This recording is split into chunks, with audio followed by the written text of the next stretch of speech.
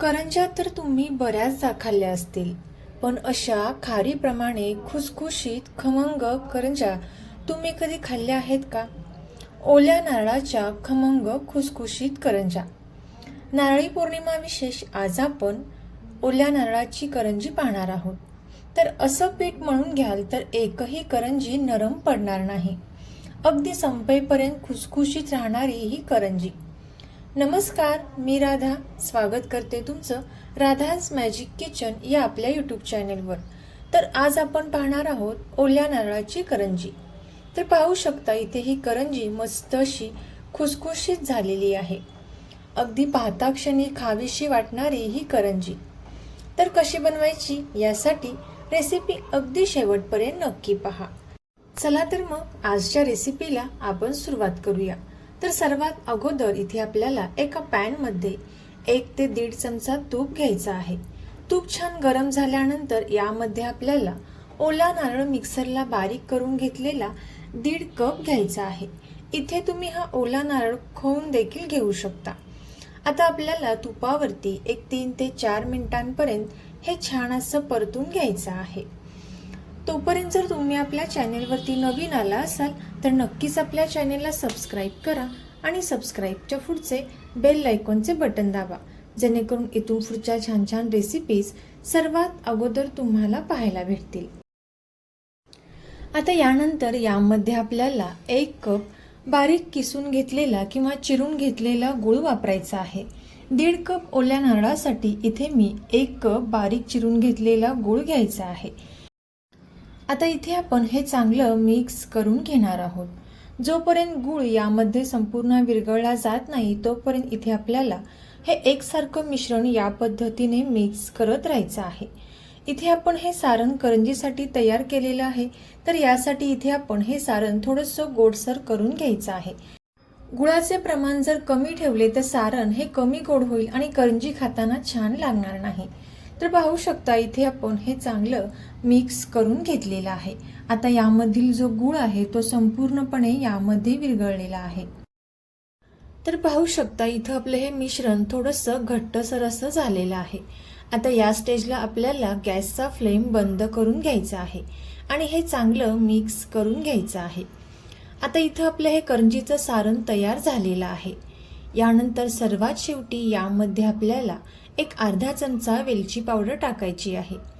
गॅसचा फ्लेम बंद केल्यानंतरच यामध्ये आपण वेलची पावडर टाकणार आहोत, जेणेकरून वेलची पावडरचा जो सुवास आहे तो सारणामध्ये छान असा उतरेल. आता आपण हे संपूर्ण सारण एका प्लेटमध्ये काढून घेणार आहोत, जेणेकरून ते पटकन थंड होईल. आता हे सारण पूर्णपणे थंड होईपर्यंत इथे आपण कणिक मळून घेणार आहोत. तर सर्वात अगोदर इथे आपल्याला एका बाउलमध्ये 1 कप मैदा घ्यायचा आहे. इथे तुम्ही कप ऐवजी एखादी वाटी सुद्धा वापरू शकता. 1 कप मैदा घेतल्यानंतर यामध्ये आपल्याला 1/4 कप बारीक रवा घालायचा आहे.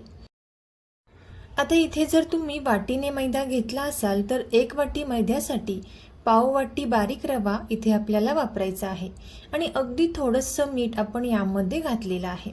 आता एकदा चमच्याने इथे आपण हे चांगलं मिक्स करून घेणार आहोत. आता हे चांगलं मिक्स केल्यानंतर आता इथे आपण ज्या चमच्याने पोहे खातो त्या चमच्याने 4 ते 5 चमचे तेल कडकडीत गरम करून घेतलेलं आहे आणि हे कडकडीत तेलाचे मोहन आपल्याला या पिठामध्ये घालायचं आहे. सुरुवातीला इथे आपण हे चमच्याने चांगले मिक्स करून घेणार आहोत. आता चमच्याने चांगले मिक्स केल्यानंतर हाताच्या साहाय्याने हे पीठ या पद्धतीने चांगले चोळून घ्यायचं आहे. पाहू शकता तुम्ही व्हिडिओ दाखवल्याप्रमाणे, जेणेकरून तेलाचे मोहन हे पिठाला चांगले बसले जाईल. आता 2 ते 3 मिनिटांपर्यंत इथे आपण हे चांगलं मिक्स करून घेणार आहोत. आता इथे पिठाची मूठ जर या पद्धतीने बसत असेल तर समजावे इथं आपलं हे मोहन परफेक्ट छान असं बसलेलं आहे. आता यानंतर यामध्ये आपल्याला सुरुवातीला अर्धा कप पाणी वापरून हे पीठ छान असं मळून घ्यायचं आहे. लक्षात ठेवा, हे पीठ मळत असताना आपल्याला अगदी खूप घट्टही नाही किंवा अगदी खूप पातळही नाही, या पद्धतीने मळून घ्यायचं आहे. तोपर्यंत जर तुम्ही आपल्या चॅनलवरती नवीन आला असाल तर नक्कीच आपल्या चॅनलला सबस्क्राईब करा आणि रेसिपी इथंपर्यंत पाहत आलाच आहात तर नक्कीच या रेसिपीला लाईक करा। तर इथे मी या पद्धतीने हे पीठ छान असं मळून घेते। आता पीठ चांगलं मळून झाल्यानंतर यावरती आपल्याला झाकण ठेवून एक 15 ते 20 मिनिटांसाठी हे पीठ छान असं भिजून द्यायचं आहे। 15 ते 20 मिनिटांनंतर पाहू शकता हे जे पीठ आहे ते छान असं भिजलेलं आहे। आता इथे आपण या पिठाचे गोळे तयार करून घेणार आहोत। सुरुवातीला हाताला थोडंसं तेल लावून पुन्हा एकदा हे पीठ या पद्धतीने चांगलं थोडंसं मर्दून घ्यायचं आहे आणि इथे आपण लिंबाच्या आकारा एवढे गोळे तयार करून घेणार आहोत। इथे तुम्ही तुम्हाला हव्या त्या साईजचे गोळे तयार करून घेऊ शकता। आता इथे मी या पद्धतीने गोळे तयार करून घेते आणि अशाच प्रकारे इथे आपण 5 ते 6 गोळे तयार करून घेणार आहोत। आता गोळे तयार करत असताना एका साईडला गॅसवरती कढईमध्ये तेल छान कडकडीत गरम करण्यासाठी ठेवायचं आहे। आता इथे आपण सुरुवातीला एक गोळा घेणार आहोत आणि हा गोळा इथे आपल्याला लाटून घ्यायचा आहे। आता या करंजीची पारी लाटत असताना अगदी खूप पातळही नाही किंवा अगदी खूप जाडही नाही, या पद्धतीने इथे आपण ही पारी लाटून घ्यायची आहे। अगदी थोडासा मैदा इथे आपण यावरती लावणार आहोत।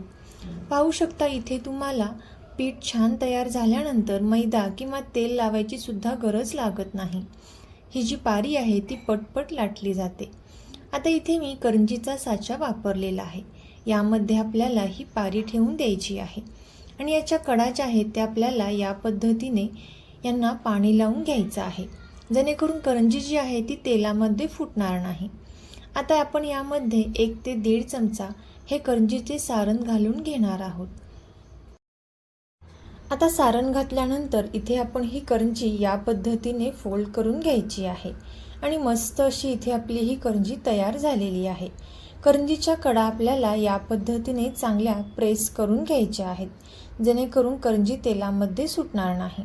आणि आता अशाच प्रकारे इथे मी बाकीच्या सुद्धा सर्व करंज्या तयार करून घेते। तर पाहू शकता इथे आपली ही मस्त अशी छान गुबगुबीत करंजी तयार झालेली आहे आणि इथे मी याच प्रकारे या करंज्या तयार करून घेतलेल्या आहेत। आता एका साईडला कढईमध्ये तेल सुद्धा छान असं गरम झालेलं आहे। आपण लगेचच करंजी तेलामध्ये तळून घेणार आहोत। आता तेल चांगलं तापल्यानंतर या तेलामध्ये इथे आपल्याला करंज्या सोडून घ्यायच्या आहेत। सुरुवातीला इथे मी 2 ते 3 करंज्या या तेलामध्ये सोडून घेते। आता एक 2 ते 3 मिनिटांनंतर इथे आपल्याला गॅसचा फ्लेम हा फुलच ठेवायचा आहे आणि करंज्यावरचे बुडबुडे कमी आल्यानंतर गॅसचा फ्लेम आपल्याला थोडासा मीडियम ठेवायचा आहे आणि मंद आचेवरती इथे आपण या करंज्या छान अशा तळून घेणार आहोत। आता या करंज्यांना छान असा गोल्डन कलर येईपर्यंत इथे आपण या तळून घ्यायच्या आहेत। तर पाहू शकता एक 2 ते 3 मिनिटांनंतर या करंज्या छान अशा तळून झालेल्या आहेत आणि यांना कलर देखील छान असा आलेला आहे।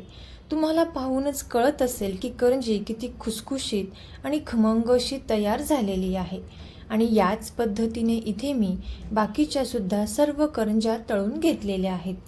तर तुम्ही सुद्धा या ओल्या नारळाच्या करंज्या नक्की ट्राय करून पहा आणि कशा झाल्या त्या कमेंट करून नक्की सांगा। तुम्हाला जर ही रेसिपी आवडली असेल तर नक्कीच आपले मित्रमैत्रिणी आणि नातेवाईकांसोबत शेअर करा। चॅनलवरती नवीन आला असाल तर नक्कीच चॅनलला सबस्क्राईब करा आणि सबस्क्राईबच्या पुढचे बेल आयकॉनचे बटन दाबा। थँक्यू।